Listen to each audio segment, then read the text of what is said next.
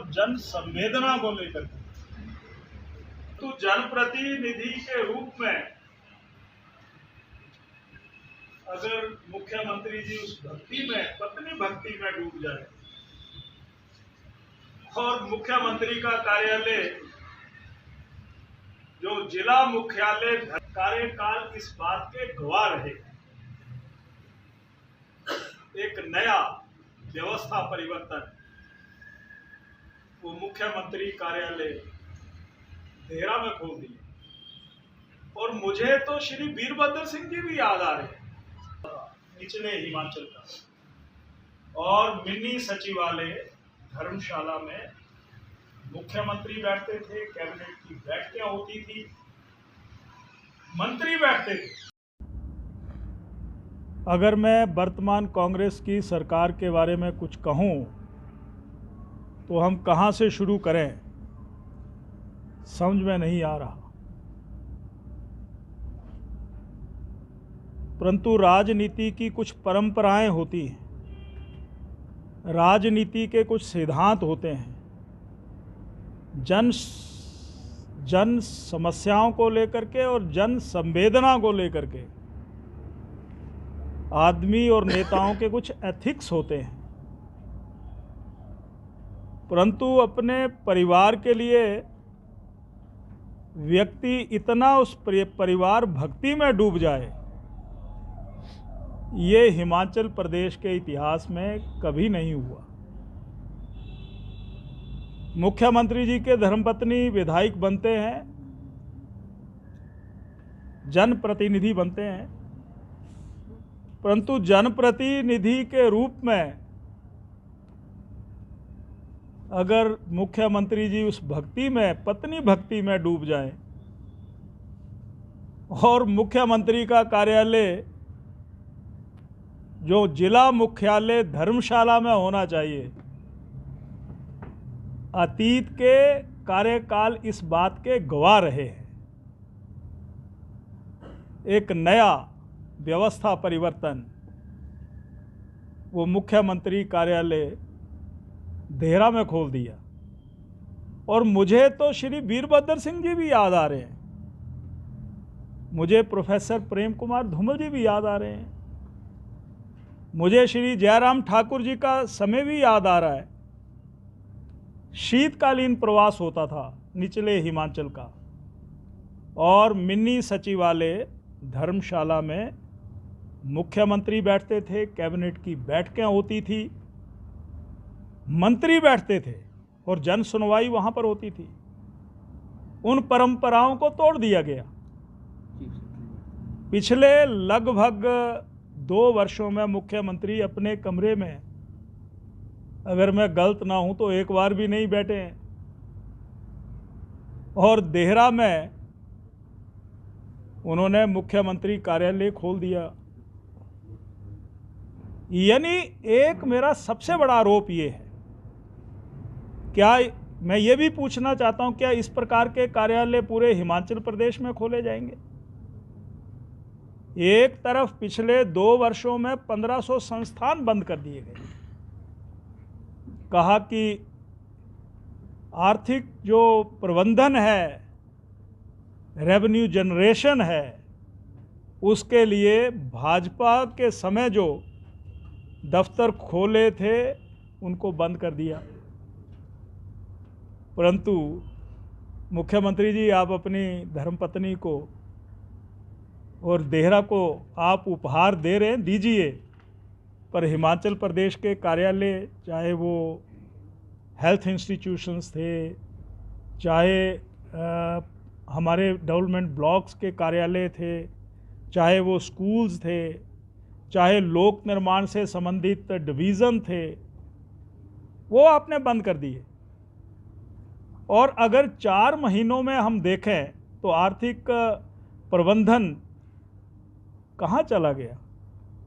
यानी आपने वहाँ पर एसपी ऑफिस खोल दिया, क्राइम रेट क्या है?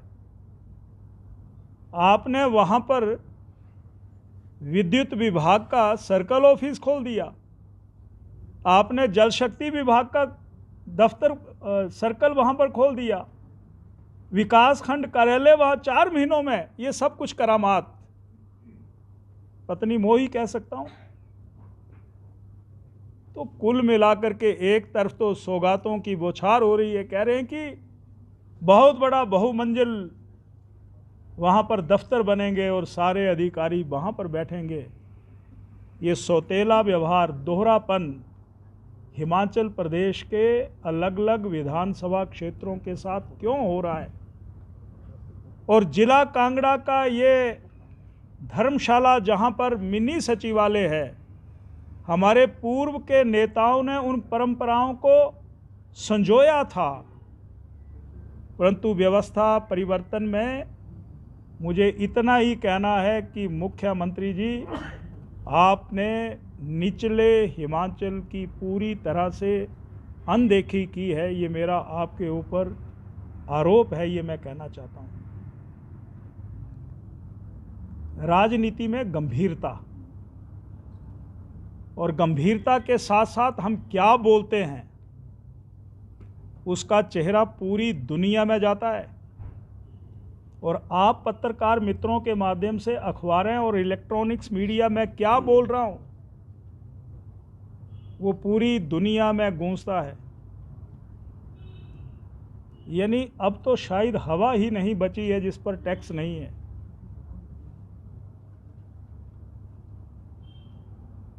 एक बात मैं और कहना चाहता हूं, पहले अधिसूचना जारी करते हैं और जब दबाव पड़ता है तो उसको वापस लेते हैं। कुछ नहीं बचा तो कहा टॉयलेट टैक्स लगा देंगे। HRTC की बसों में सफ़र करने वाले अगर कुछ कैरी बैग होगा तो 40 किलो होगा तो 2 टिकटें काटी जाएंगी। जब दबाव पड़ता है और तो और ये समोसा पूरी दुनिया में पहुंच गया। CID हेडक्वार्टर में आप गए थे।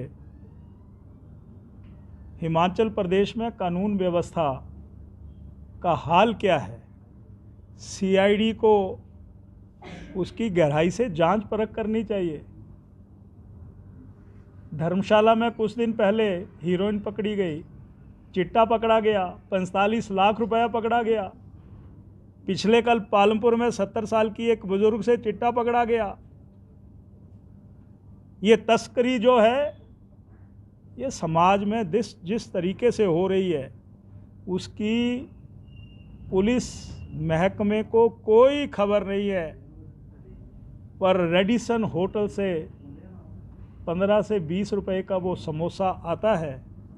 मुख्यमंत्री की सेवा तो नहीं हो पाती, पर वो समोसे बीच में से लुप्त हो जाते हैं। और मानसिकता देखिए, गंभीरता देखिए, उसकी जांच बिठाई जाती है। अरे जांच बिठाई जानी है तो हिमाचल प्रदेश में जो इस समय अनियमितताएं हैं, जो इरेगुलरिटीज़ हैं, जो हिमाचल प्रदेश में लोगों को सुविधाएं मिलनी चाहिए, जो 1500 रुपये महिलाओं को विधानसभा लोकसभा में वायदे किए थे और आज वो फार्म पंचायतों में धूल चाट रहे हैं, उसके ऊपर चिंता की जानी चाहिए थी। OPS आपने दिया, आपका स्वागत है, पर बिजली विभाग वाले आज भी हड़ताल कर रहे हैं। सचिवालय के कर्मचारी हड़ताल करने पर मजबूर हैं। और तो और देखिए, जब हम चुनाव लड़ रहे थे 2022 में तो कहा था नौजवानों साथ चलो। रोजगार देना तो दूर की बात है, बिजली विभाग में 81 जो ड्राइवर थे उनके पद समाप्त कर दिए गए।